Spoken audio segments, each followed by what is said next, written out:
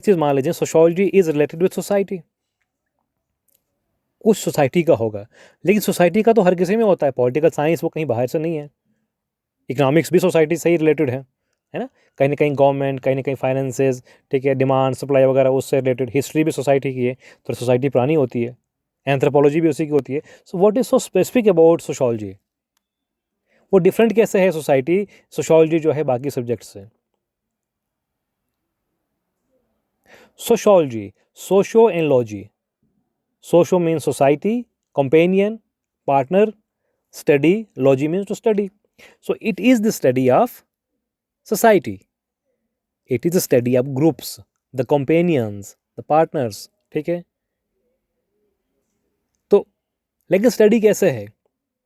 हर एक सब्जेक्ट जो है पॉलिटिकल साइंस भी सोसाइटी की स्टडी कर रहा है एक अलग तरीके से। पावर रिलेशंस वगैरह वो स्टडी कर लेगा। ठीक है? इकोनॉमिक्स भी स्टडी करेगा सोसाइटी को, but it will go into the demand, supply, production वगैरह उसमें जाएगा। हिस्ट्री वो भी समझेगा सोसाइटी को, बट ठीक है, सोसाइटी जो पास्ट की है उसको समझेगा। This subject called sociology, it studies society in a scientific manner. It is the scientific study of society. और ये encyclopedic है. It can take political aspect into consideration. It can take economic aspect, historical aspect. हर एक चीज़ को consideration में लेगा. ये काफ़ी encyclopedic subject बन जाता है इस तरीके से। यानी कोई एक ऐसा सब्जेक्ट अगर आप पहले देखें बाकी सब्जेक्ट्स, उनका जो डोमेन था वो स्पेसिफिक रहता है। उनका जो सब्जेक्ट मैटर है वो स्पेसिफिक है, ये हमारी बाउंड्री है और इसी बाउंड्री के अंडर हमें काम करना है। But when you are talking about sociology, sociology जो है वो पावर रिलेशंस को भी कंसिडरेशन में लेगा। सोशियोलॉजी जो है प्रोडक्शन प्रोसेस को भी स्टडी करेगा। सोशियोलॉजी थोड़ा हिस्टोरिकल ओरिजिन कैसे रहा है सोसाइटीज़ का, उसमें भी जाएगा। वो एंथ्रोपोलॉजिकल जो एस्पेक्ट है इसका, उसमें भी कहीं ना कहीं जाएगा। ट्राइबल्स को भी स्टडी करेगा। तो सोशियोलॉजी जो है वो काफ़ी हद तक that we can say it is encyclopedic. It takes consideration into all the aspects of society. But generally हम जो फोकस करते हैं वो करते हैं रिलेशनशिप्स पे। ठीक है? सोशियोलॉजी की स्पेशलाइजेशन आगे निकल के किसी भी साइड जा सकती है। Political sociology can go into power relations and other things.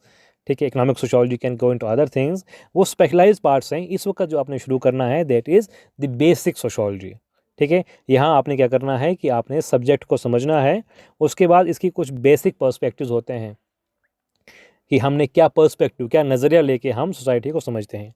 ठीक है? कॉन्सेप्ट्स को समझना है कि सोसाइटी में जो कॉन्सेप्ट्स यूज़ होते हैं, सोसाइटी क्या होती है, ग्रुप क्या होता है, कम्युनिटी क्या होती है, एसोसिएशन क्या होता है, ठीक है, वैल्यूज़ क्या होती हैं, नॉर्म्स क्या होते हैं, इनको समझना है आपने। और फिर कुछ इंस्टीट्यूशंस जो होते हैं समाज के, उनको भी आपने समझना है कि क्या है, फैमिली क्या है, मैरिज क्या है, किनशिप क्या है, रिलीजन क्या है, you need to understand education क्या है, इनको आपने समझना है। ठीक है? तो बेसिक चीज़ें हैं, क्योंकि ये this is understanding sociology, this is introduction to sociology. So you are introducing yourself to the subject. आपको ये फ्रीडम है इस टाइम पे आके कि आप कोई एक नया सब्जेक्ट पढ़ सकते हो and you have chosen sociology and that is very good thing कि आपने चाहा कि आप समाज को समझें। आप ऐसा एक एक पर्सपेक्टिव डेवलप कर सकें, ऐसे एक आईसाइट डेवलप कर सकें जिससे आप समाज के प्रोसेसेस को और बेहतर से समझ पाएँ। हम यूजुअली क्या करते हैं समाज में, हम चीज़ों को फॉर ग्रांटेड लेते हैं कि फैमिली है तो उसमें पति पत्नी हैं, बच्चे हैं, उनके इस तरीके से काम होता है ये वो।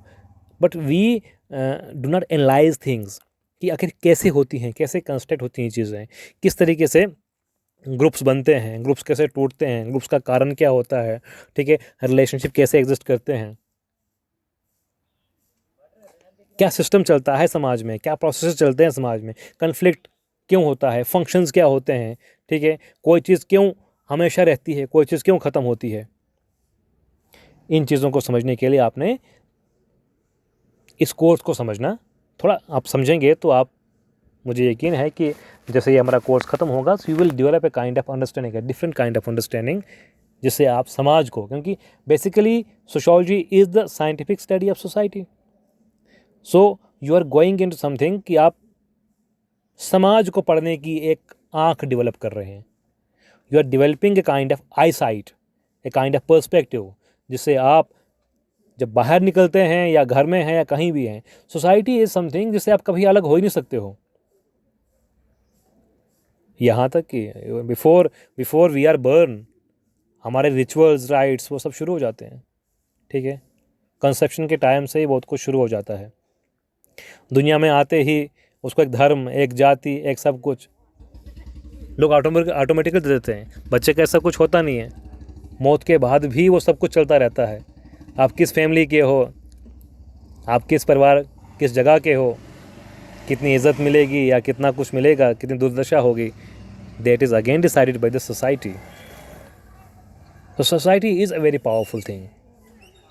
सोसाइटी बड़ी पावरफुल चीज़ होती है, क्योंकि सोसाइटी एक इंडिविजुअल जो है, हमें आगे आप समझाएंगे आपको फंक्शनल पर्सपेक्टिव में, कॉन्फ्लिक्ट पर्सपेक्टिव में, कि ग्रुप कितना इंपॉर्टेंट होता है, एक सोसाइटी कितनी इंपॉर्टेंट होती है।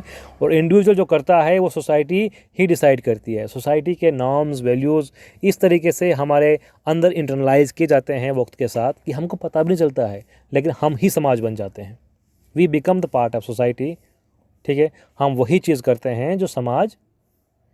आप देखिए एक चीज़ जो बच्चों को हमेशा कहता हूँ मैं, कि आप अगर किसी खास जगह में हैं, so you have different kind of value system. आपके लिए सही गलत की परिभाषा जो है वो अलग है। इंसान हम भी हैं, इंसान एक कश्मीर में रहने वाला, एक अमेरिका में रहने वाला, एक रशिया में रहने वाला, या ऑस्ट्रेलिया में रहने वाला, वो सब इंसान ही तो हैं।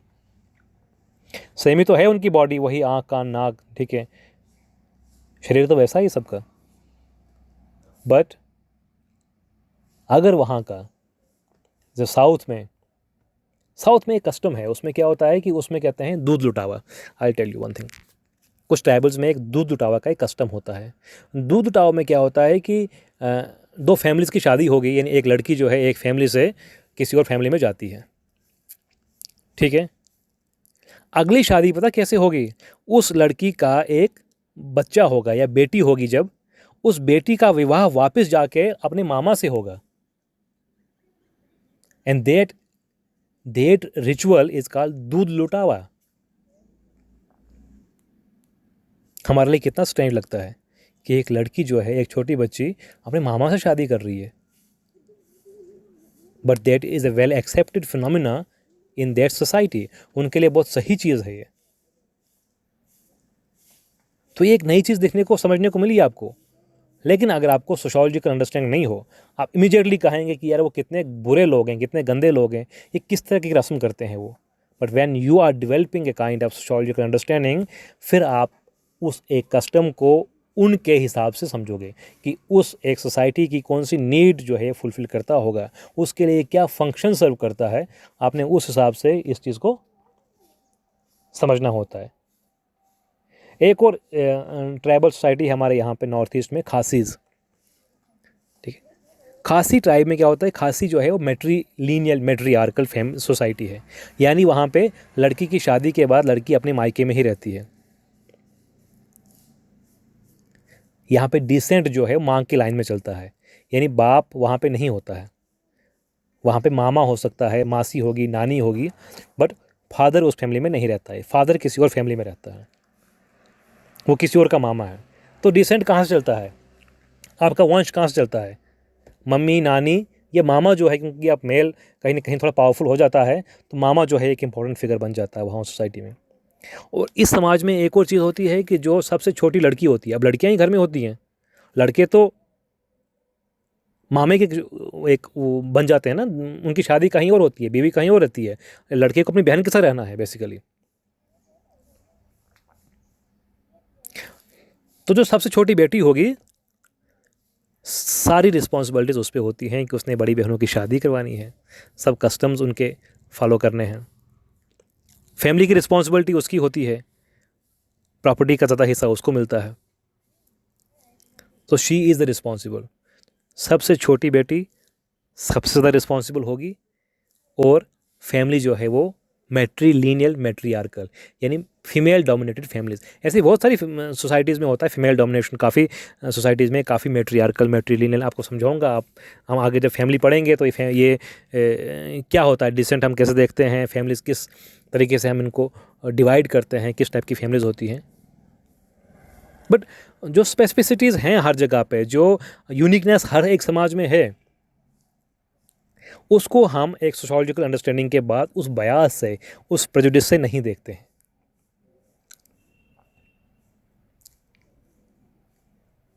अगर हम ऐसा करते हैं, अपने समाज के स्टैंडर्ड्स को एज बेस मान के हम किसी और को अगर हम समझते हैं, उसे मेजर करते हैं, that is a kind of biased approach.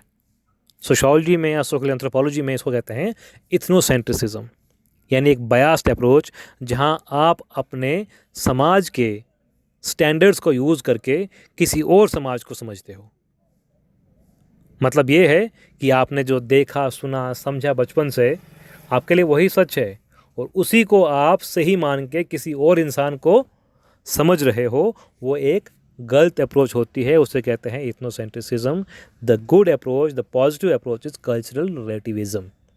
इसके बिल्कुल एंटीनम जो होता है वो होता है कल्चरल रिलेटिविज्म। उसमें क्या होता है कि हम उस समाज को जो समझते हैं तो उस समाज की नीड्स, उस समाज की डिमांड्स क्या रही होंगी, कौन सा फंक्शन सर्व करता है, कौन सा रिचुअल, कौन सा राइट,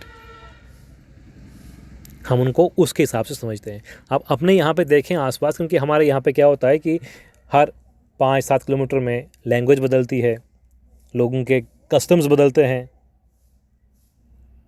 खाना पीना, कल्चर जो है, कल्चर एक, क्योंकि हमारे सिलेबस में खैर नहीं कल्चर समझाऊंगा। कल्चर आप बेसिकली कुछ भी जो करते हो फ्रॉम मॉर्निंग टिल, है ना, आप उठने से सोने तक क्या कुछ करते हो, दैट इज़ कॉल्ड कल्चर। एक वे ऑफ लाइफ है ना, you can say it is a design of living, is a blue print for living, कि आप लाइफ कैसे जीते हो, वो कल्चर होता है। कल्चर का मतलब ये नहीं कि आप किस तरीके से स्वेटर या किस तरह की टोपी पहनते हो या किस तरह का ड्रेस पहनते हो, ये कल्चर का पार्ट है, लेकिन this is not the only culture. Culture आपका बिल्कुल बोलना, रहना, सहना, आपके बाल, आपके नाक, आपका कपड़ा, ठीक है, बात करने का तरीका, लैंग्वेज, मतलब कल्चर में बहुत कुछ, it is the kind of whole, ठीक, कम्प्लेक्स होल, जहाँ पे आपका सब कुछ ही आता है, आपका आर्ट, मॉरल, लिटरेचर, ठीक है, नॉर्म्स, वैल्यूज़, सब कुछ, चाहे वो मटेरियल एस्पेक्ट हो, आपकी सोच पे कल्चर का पार्ट होता है, ठीक है, नॉन मटेरियल पार्ट का। क्योंकि कल्चर के दो पार्ट्स होते हैं, एक मटेरियल एस्पेक्ट जो आप उसको टच कर सकते हो, उसको आप देख सकते हो, एक होता है नॉन मटेरियल जो कस्टम्स होते हैं, जो राइट्स, रिचुअल्स होते हैं, जो दिखते तो नहीं है लेकिन होते हैं, that is again part of culture. तो आपने जब समाज को समझना होता है तो आपने उनके स्टैंडर्ड्स का यूज़ करके ये समझना होता है कि उनके लिए कौन सा एक नीड फुलफिल करता है, ना कि अपने स्टैंडर्ड्स का यूज़ करके आप किसी और को समझें। So this understanding will, you will get this understanding from the understanding of sociology, जो हमारा पेपर ही है, अंडरस्टैंडिंग सोशियोलॉजी। इसमें पहला जो हमारा टॉपिक रहता है that is meaning of sociology. तो मीनिंग ऑफ सोशियोलॉजी में आप क्या समझेंगे, you will be understanding what is sociology, sociology का मतलब क्या है, सोशियोलॉजी की डेफिनेशंस क्या है, ठीक है। जैसे मैंने कहा आपको, it is a positive science, scientific study of society. Society को समझना साइंटिफिक तरीके से, फिलोसफिकली नहीं, घर बैठ के नहीं, आपने जाना है फील्ड में, लोगों से बात करनी है, डेटा कलेक्ट करना है, then you can give some generalisations, ठीक है। लड़कियां ऐसी होती हैं, लड़के ऐसे होते हैं, पहाड़ी लोग ऐसे होते हैं, शहर के लोग ऐसे होते हैं। यू कैन नॉट से this things until you have done the enough research, जिससे ये चीज़ प्रूव होती है। कोई कहेगा sociology is the study of social facts, कोई कहेगा sociology is the study of social institutions. जैसे आगे जाके मैं अक्सर समझाऊंगा आपको मैं इंटरेक्शन पर्सपेक्टिव में। सो ही से sociology is the subjective interpretation of social action. कहते हैं कि सोशियोलॉजी का मतलब है कि आप सब्जेक्टिवली इंटरप्रेट कैसे करते हो सोशल एक्शन को, यानी आपने समाज को समझना है। Basically sociology is the study of society. तो सोसाइटी को समझने के लिए करना क्या आपने, कि आपने अपने आप को किसी और की जगह पर रख के उसकी एक्शन को इंटरप्रेट करना है कि उसके लिए एक्शन का, इस एक्शन का मीनिंग क्या है, इस सोशल एक्शन का मीनिंग क्या है, ताकि आगे जाके in order to arrive at the causal explanation of its course and effect. समाज को समझना है, so you need to put yourself in the place of the other person, only then you can understand society, ठीक है। तो ये कुछ meaning आपको मैं समझाऊँ, कुछ डेफिनेशन पार्ट जो है आपको इसमें करना होगा। Then origin and growth of sociology. Origin and growth of sociology में आपने समझना है कि सोशियोलॉजी का एमर्जेंस कैसे होता है, सोशियोलॉजी किस तरीके से एमर्ज हुआ, सोशियोलॉजी का क्या सर्कमस्टांसेस थे जिससे सोशियोलॉजी जो है वो एमर्ज होता है, सोशियोलॉजी कहाँ हुआ। आप देखिए, बुक्स अगर आपको चाहिए इसके लिए तो आप फर्स्ट सेमेस्टर की कोई बुक यूज़ कर सकते हो, क्योंकि सिलेबस सेम है। You can use first semester जो सोशियोलॉजी का सिलेबस है, या सोशोलॉजी की जो बुक्स हैं आप वो ले सकते हो, वो पढ़ सकते हो, that can serve good purpose. या जो है हमारे यहाँ पे बुक्स रहती हैं, एस चांद पब्लिकेशन वगैरह की कुछ बुक्स हैं सोशोलॉजी की, आप उनको यूज़ कर सकते हो। किसी भी बेसिक बुक जो सोशोलॉजी की है उसमें सारे आपको कॉन्सेप्ट्स मिल जाएंगे। ओरिजिन एंड ग्रोथ में हमने समझना है सोशोलॉजी कैसे इमर्ज हुई, यूरोप में हुई इमर्ज, कौन इसके अर्ली थिंकर्स थे, किन लोगों ने क्या काम किया, वो क्या सर्कमस्टांसेस थे जिसमें इसका इमर्जेंस होता है। नेचर, सोशोलॉजी की प्रकृति क्या है, सोशोलॉजी करती क्या है, और आगे स्कोप क्या है इसका, ठीक है। फिर पर्सपेक्टिव का मतलब होता है नज़रिया, the way of looking at something. So समाज को समझने के लिए कुछ पर्सपेक्टिव्स होते हैं, कुछ नज़रिए होते हैं, आपने वो 3 नज़रिए जो हैं, 3 पर्सपेक्टिव जो हैं वो समझने हैं यहाँ पे। थर्ड यूनिट में जो कॉन्सेप्ट्स ने कहा था आपको, सोसाइटी क्या होती है, हम कहते हैं सोसाइटी ख़राब हो गई है, हमारे बच्चे की सोसाइटी ख़राब हो गई जी, उसकी फ्रेंड्स की, उसकी सोसाइटी अच्छी नहीं थी इसलिए ख़राब हो गया। सो व्हाट इज़ सोसाइटी, क्या वो जो कह रहे हैं हम वो सोसाइटी होती है, सोसाइटी कुछ और होती है। वैसे बाकी कॉन्सेप्ट्स, बाकी इंस्टीट्यूशंस को आप समझोगे, ठीक है। मुझे लगता है आज के लिए इतना काफ़ी है। आप इस ऑडियो को सुन के थोड़ा कुछ अंडरस्टैंडिंग ले लो, फिर हम कल से एक रेगुलर क्लास जो है वो स्टार्ट करेंगे।